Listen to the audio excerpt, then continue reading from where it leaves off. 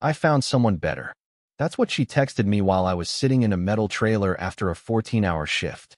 I was still covered in grease, smelling like crude and rust, when the message lit up on my phone. My name's Ethan, I'm 42, and I've spent the better part of 2 decades working oil fields across Texas, Oklahoma, and Wyoming. I'd just finished bolting down a high-pressure valve when I saw it. The signal up north near Casper was trash, so the texts came in late, one after another. I'm sorry. I'm at my sister's in Amarillo. I didn't want to do this like this. Please don't come here. It's not you. It's just, he gets me in ways you don't. I hope you understand someday. And the kicker, right at the end. I wish you the best, truly. I stared at the screen until my vision blurred. My fingers went numb. My boots were still halfway unlaced, hands shaking too bad to finish the job. I didn't cry. I didn't yell. But I did put my fist straight through the trailer's particle board wall. The sound startled Jackson, my shift partner. He poked his head in, but didn't say a word when he saw my face. Smart man. Tessa and I had been together for 6 years. Not married, but we lived like it. Same bills. Same house back in Odessa. Same rhythm. I'd worked these long-haul contracts. Months away, weeks at home, and she held things down while I made sure neither of us ever had to worry about a busted transmission or an overdue mortgage payment. She said she admired that. Said she loved that I was steady. Real. Guess not anymore. The guy's name was Caleb. I didn't even have to ask. It spread like wildfire through the friend group back home. He was younger. Flashier. Said he worked in consulting, but nobody could tell you what kind. Drove a lifted Tundra with fake mud on the tires and a license plate that read Grind 24. Wore sunglasses indoors and handed out unsolicited advice like he was born on a podcast. 2 days after Tessa's texts, someone sent me a photo.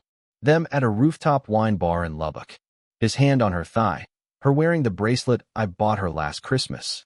The caption said, "Growth looks good on me. Level up, clean break." That part hurt more than I expected. We met back in Midland. I'd just wrapped a 6-week contract and walked into a bar called Hearts on a Friday night, dusty and dead on my feet. She was behind the bar, blonde hair tied up, attitude sharp enough to carve granite.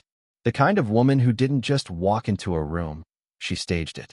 Tessa was all heat and sarcasm, the kind of energy that made you want to sit up straighter. She liked that I didn't brag. I liked that she didn't flinch at the dirt under my nails. For years, we made it work. I paid off her student loans. She redecorated our little place with secondhand furniture and made it feel like home. When her mom got sick, I drove her to every damn appointment between Amarillo and Austin.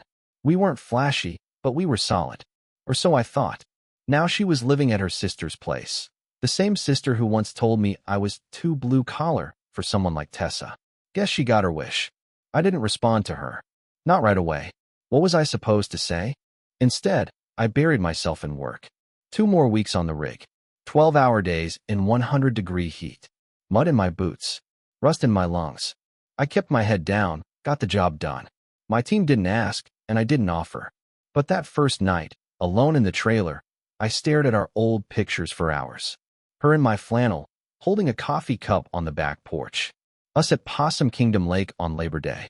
Me with my arms around her, looking like a man who thought he'd already found the end of the road. He gets me in ways you don't. That line stuck. Played on repeat like a broken valve. It wasn't just a breakup. It was replacement. Rejection. A damn erasure. The next thing I heard about Caleb was from a guy we both knew, Brett, a friend of a friend who used to come to our backyard cookouts. He ran into Caleb at a gas station near Amarillo. Said the guy was bragging about cleaning up someone else's mess. That he'd rescued Tessa from a dead-end situation. Then Brett asked him, just to mess with him, what happened to the guy she was with? That Ethan guy? Caleb just smirked and said, "Guess some people are meant to be the stepping stone, not the destination." I wasn't mad. I was ice. I finished the job 2 days early. Didn't tell anyone. Just packed my duffel, loaded up my old Silverado, and started the drive back south. Didn't even stop at the house.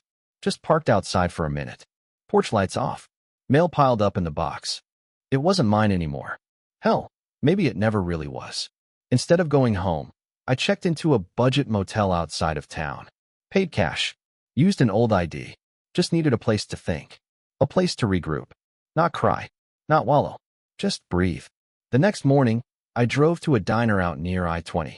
Ordered black coffee and bacon, no eggs. Then I pulled out my old phone, the one I hadn't used in over a year. I had to scroll a while before I found his number. Cole. We worked pipeline together in Louisiana years back. Smart, quiet, dangerous in a spreadsheet kind of way. These days, he ran a tow company and side-hustled in asset recovery. The kind of guy who could make things inconvenient for people. Legal, but complicated. I sent a short message. Need a meet. Got a situation. It's time. He replied 5 minutes later. Downtown. For P.M. Same booth. I looked at myself in the cracked mirror over the diner's sink. Still dusty from the road. Beard too long. Eyes a little more tired than I remembered. But underneath it all, I was still me. Still here. Still dangerous, in my own quiet way. That night, I sat in my truck outside of Planet Fitness in Amarillo, just watching. Caleb's truck was there, all gloss and chrome and decals. I could see his reflection in the tinted glass as he laughed with someone over the phone, pacing near the exit. And then I saw it. On his wrist. My watch. The same one I left in the dresser at home. Stainless steel, scratched bezel, leather band. The one Tessa gave me 4 years ago for my birthday. He was wearing it. That's when I knew this wasn't just about her leaving. This was about him taking my place. I didn't confront him. Didn't follow him. Didn't call her. That wasn't the move. Instead, I drove back to the motel, took out a notepad, and started writing names. Cole. Brett. Carla. A bartender who owed me a favor. Someone else Caleb wouldn't recognize, but definitely should have respected. Then I opened my laptop and logged into an old account I hadn't touched in years. One Tessa never knew about. The one I used when I was still helping a buddy flip salvage trucks for cash. Sometimes it pays to stay forgotten. Let them think I was licking my wounds. Let them think they'd already won. Caleb thought he'd stepped into my life and replaced me. But he hadn't met me yet. I didn't go home. Not when I got back into town. Not even to drive past it. I didn't want to see if the porch light was on, or if her car was still in the driveway. That house wasn't mine anymore, no matter what the deed said. Let them pretend they'd built it from scratch. Let them forget I was ever there. I checked into a cash-only motel tucked behind a shuttered truck wash-off 385. I picked a room where the curtains didn't close all the way and the faucet leaked like it had no reason to stop. Paid for a full month up front. The lady behind the desk didn't ask for a name. I gave her one anyway, just not mine. By the end of the second day, I'd erased myself from her life like I'd never existed. No drama. No confrontation. Just air where a man used to be. But silence has gravity. And if you sit in it long enough, it starts to pull things in. The next week, I saw the first ripple. Someone forwarded me a screenshot of Tessa's Facebook post. A selfie of her and Caleb in front of a 2-story house on the edge of town, still holding the keys. Her caption said, "New start. No ghosts. Just us. Blessed. Finally free." The house was still in my name. A rental I'd bought 2 years ago and had started fixing up with the intention of flipping. I hadn't even gotten around to listing it. Which meant one of two things. Either she'd found the keys in my office before I left, or she knew the code to the lockbox and never told Caleb where it came from. He posed in front of that place like he'd earned it. That's when something sharp twisted behind my ribs. That same day, I called the power company. I gave them my name, the address, and told them to terminate the service. Effective immediately. When the clerk asked if I was sure, I just said, "I'm sure they'll figure it out." Then I hung up. I didn't need to see what happened next. I could picture it perfectly. Caleb standing in the middle of the living room, lights out, AC dead, holding a warm beer and realizing for the first time that not everything in his shiny new life came prepaid. Just a small flick of the knife. No blood. Just discomfort. Confusion. Most days, I kept to the shadows. I rotated motels. Used only cash. Spoke to no one except for Cole, once a week, always at a different spot. One night, it was a diner near Pecos. Another time, a bait shop off a back road that hadn't seen pavement in years. We'd eat, talk slow, act like two men killing time. He knew I wasn't ready yet. Knew not to ask when. But after our third meeting, he set down his fork and said, real quiet, "Men like Caleb think attention is the same thing as respect. But they've never seen what real leverage looks like." That line sat with me for days. The next punch came on a Wednesday afternoon. I was parked outside a gym where Caleb trained, some high-end place where guys grunted through curated workouts and called themselves entrepreneurs because they had business cards with no actual business on them. I wasn't following him. Not exactly. I was watching patterns. That's when I got another text from someone I didn't expect. A buddy from back in the oil days sent me a screenshot from Instagram.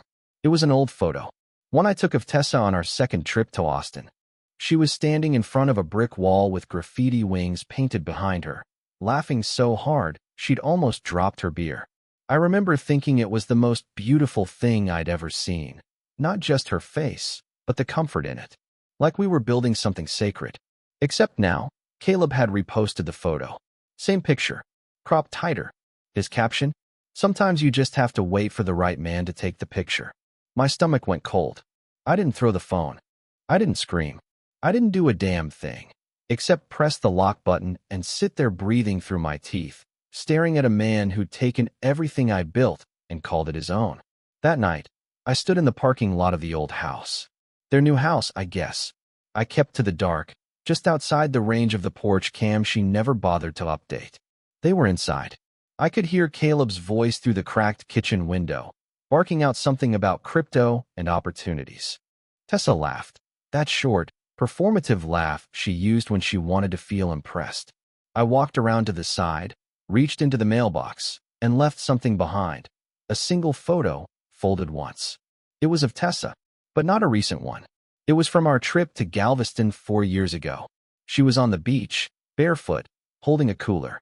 The date was written in ink on the back, and so was one line. The past has a longer memory than you think. Then I left.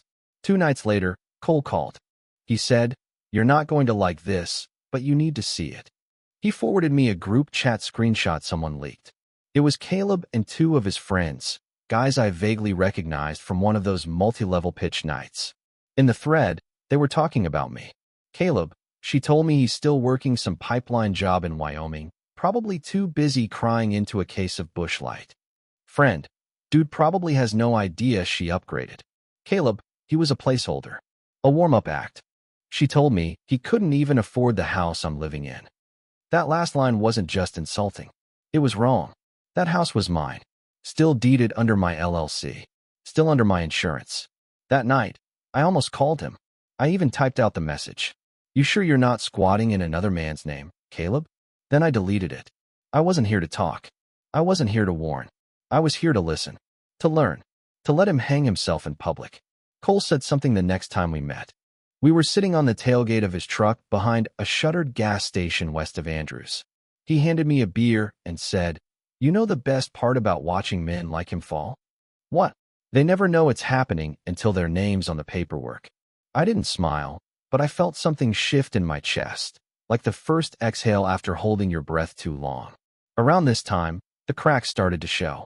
A realtor friend of mine, the same one who helped me close on that property years back, texted out of nowhere. She said someone had tried to refinance the house.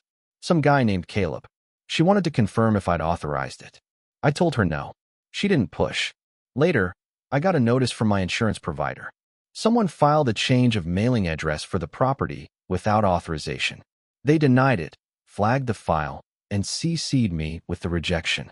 Caleb was trying to take ownership of something he didn't understand was still mine, and he was getting sloppy. I stayed quiet, but inside, something was rising. Not rage, not vengeance, readiness.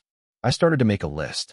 People I needed to call, paperwork I needed to pull, traps I'd set long before she ever left, safeguards she didn't know existed, relationships she never thought to respect. All I had to do was start turning keys. The last time I saw him before it started, Caleb was walking out of a credit union with a forced smile and tight jaw. He wasn't with Tessa. His shirt was wrinkled, and he looked tired, like life had started asking questions he didn't know the answers to. He looked right past me, didn't even recognize the man watching from across the street. Cole texted me later that night. "You ready to start towing pieces off the board?" I replied with one word. "Soon." Then I stared at the photo of him in my boots, grinning in front of a house I still legally owned, and said out loud to no one, "Next time he wears my boots, he'll remember who earned them." There's something strange that happens when a man starts to slip, but hasn't hit bottom yet. He overcorrects. He swings harder. He tries to laugh louder, post more, stretch his arms wider, as if reach could stop the fall. That was Caleb for 2 weeks straight. The morning after I pulled the plug on his mortgage application, I got a call. Not from a bank, not from Cole, but from Tessa's sister. I hadn't spoken to Brooke since Thanksgiving 2 years back, when she told me my job wasn't sustainable for family planning. I let that slide at the time, but now her voice sounded clipped, like she'd been rehearsing. "What are you doing, Ethan?" she asked, no greeting. "Are you seriously screwing with their accounts? Utilities? Banks are flagging stuff, and Tessa's freaking out." I said nothing. Just let the silence stretch. "You know this is immature, right?" she continued, her voice getting tighter. "They moved on. You should too. This isn't healthy."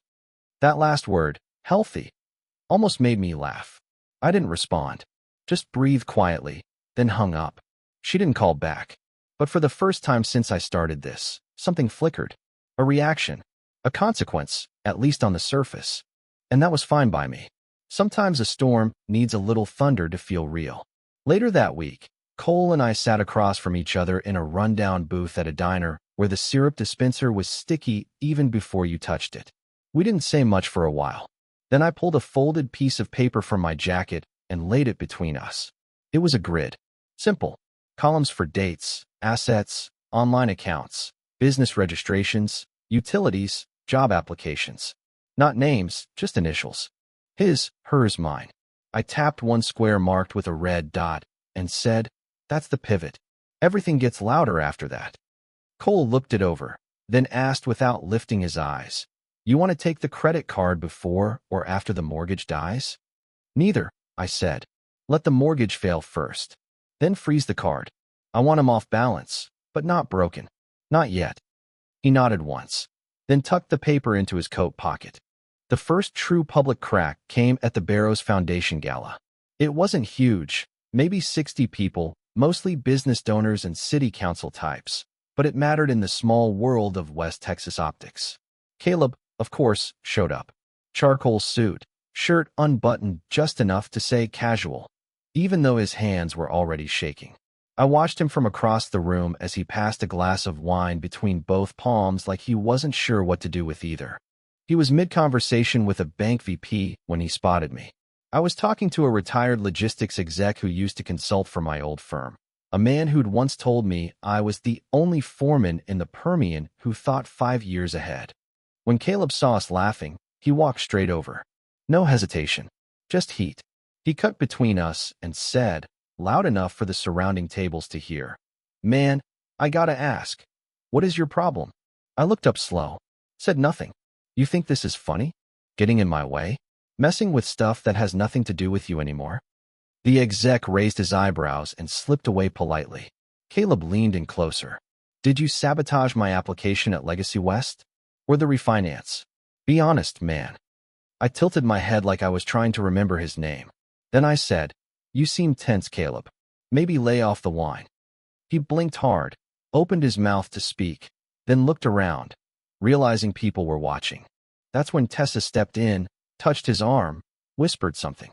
He froze for a second, then walked off, lips tight, fists clenched. They left 10 minutes later.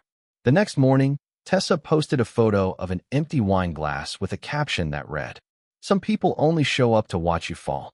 Sad. But that wasn't the part that caught my eye. It was the song she paired with the post, one we used to play on road trips, a deep cut from a band she swore no one else knew. That was her first tell. 2 days after that, she sent a message to my burner, which she should have never had the number for. It said, "You win. I hope it was worth it." I didn't reply.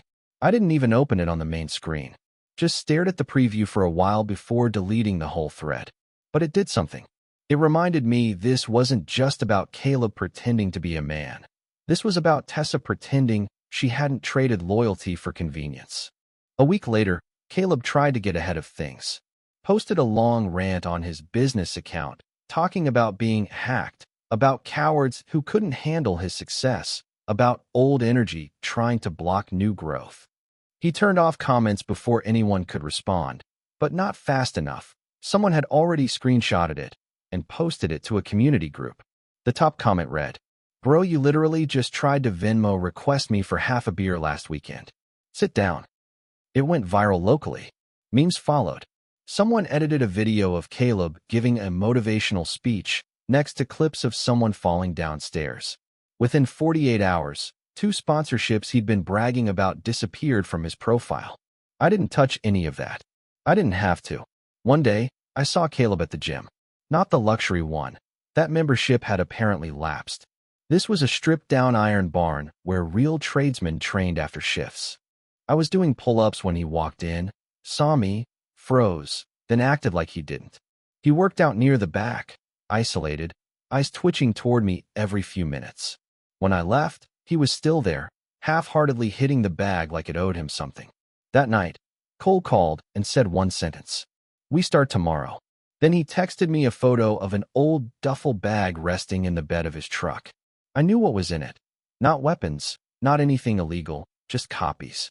Files, registrations, ownership records, backdated invoices, credit reports, all of it sorted, tabbed, and ready. He sent one more text after that. "All the pieces are on the board. Now we take our time knocking them off." I stared at that message for a while, then opened the last photo I had saved of Tessa and me. She was sitting on the hood of my truck, wearing my old hoodie, laughing at something I'd said that neither of us remembered. We looked like we belonged somewhere, even if that place didn't exist anymore. Then I deleted the photo. The unraveling stopped being quiet the night Caleb's truck got repossessed. I wasn't even there. I didn't need to be, but everyone else was. He and Tessa had been invited to a birthday dinner at a popular steakhouse in Lubbock, the kind of place where everyone pretends they can afford the ribeye, but ends up splitting sides. Caleb had valet parked, of course, strutting past the glass windows with his arm around her shoulder. Halfway through the meal, 2 tow trucks pulled into the lot. One backed up to his Tacoma, the other to the SUV he'd been pretending was theirs. The drivers worked fast. The restaurant was lined with windows. By the time Caleb realized what was happening, half the dining room was watching through their phones.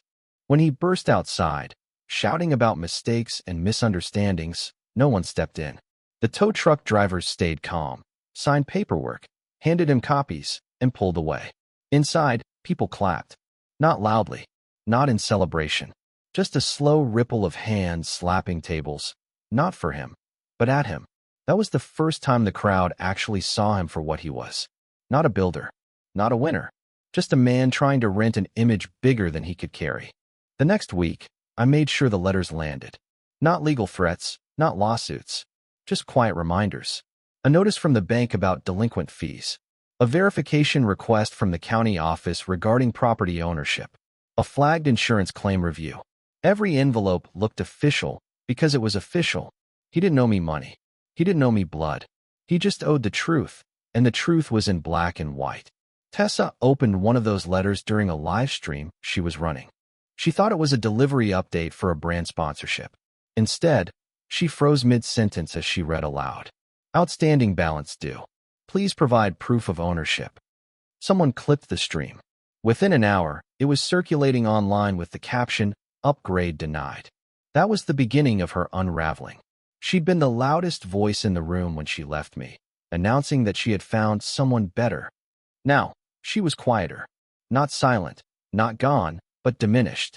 She stopped posting glossy photos of cocktails and travel. Stopped tagging him in motivational captions.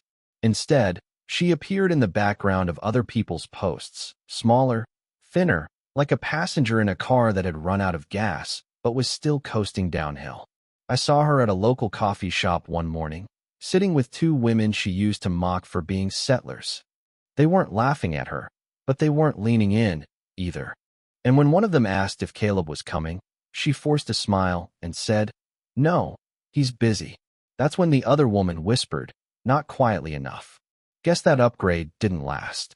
Her face crumpled for a second before she caught herself. I didn't step in. I didn't have to. That moment was the answer to every question she'd never asked me while I was breaking my back on those pipelines. Caleb didn't go down easy. He tried to swing back. At a charity event 2 towns over, he walked straight up to me in front of everyone. He'd been drinking, that much was obvious. His eyes were bloodshot, his suit rumpled, and his hand shook as he pointed at me. "You're behind this," he spat. "The banks. The business crap. The repos. It's all you." I set my glass down and looked him dead in the eyes. "Caleb," I said, steady as bedrock, "you think too highly of yourself. Not everything's about you." People laughed. Not loud. Not cruel. Just that low chuckle a crowd makes when they realize someone is already lost before the fight even starts. He turned red, stammered, looked for Tessa. But she wasn't there. She had left early, probably tired of patching holes in a ship that couldn't sail. He stormed out. Nobody followed him. Nobody called after him. They just watched him shrink into the night. Cole and I sat down a few nights later, papers spread across the hood of his truck. Ownership records. Screenshots. Copies of every move Caleb had tried to make, every lie he'd stapled to his name. Cole tapped one folder and said, "We've taken him off the board. All that's left is whether you want to twist the knife." I looked at the papers. At Caleb's forged signatures. At his laughable invoices. At the mortgage documents with my LLC printed clear as daylight. Then I said, "No, let him twist it himself." Cole smirked. "That's colder." I nodded. "That's cleaner." The final blow didn't come from me. It came from the silence. No more invites. No more comped meals. No more cameras. He became the man people whispered about, not the man they posted about. And in a world where attention is currency, that was bankruptcy. I saw him one last time at a grocery store. He was in sweatpants, unshaven, standing in front of the bargain aisle with a six-pack in his hand. No audience. No spotlight. Just another tired man trying to keep the lights on. He saw me too. Our eyes met. For the first time, he didn't sneer, didn't posture, didn't pretend. He just looked down and walked away. That was the apology he'd never say out loud. As for Tessa, she finally reached out. Not in anger this time. Not even in hope. Just in exhaustion. Her text said, "I didn't realize what I had until it was gone. You don't have to reply. Just know I regret how I left." I stared at it for a while. Then I deleted it. Not because I was angry. Not because I wanted revenge anymore. Because it didn't matter. And me? I stopped staying in motels. I stopped watching through windows. I bought a small plot of land outside Midland. Nothing fancy, just 3 acres and a busted barn. I'm rebuilding it slow, with my own hands, the way I built everything else in my life. For the first time in a long time, I wasn't watching anyone else. I wasn't waiting for her to call or for him to fall. I was building again. People always ask how I pulled it off. How I managed to dismantle a man without raising my voice, without lifting a hand. The truth is, I didn't destroy him. I just reminded the world who he really was. He thought he took my place. So I took his future.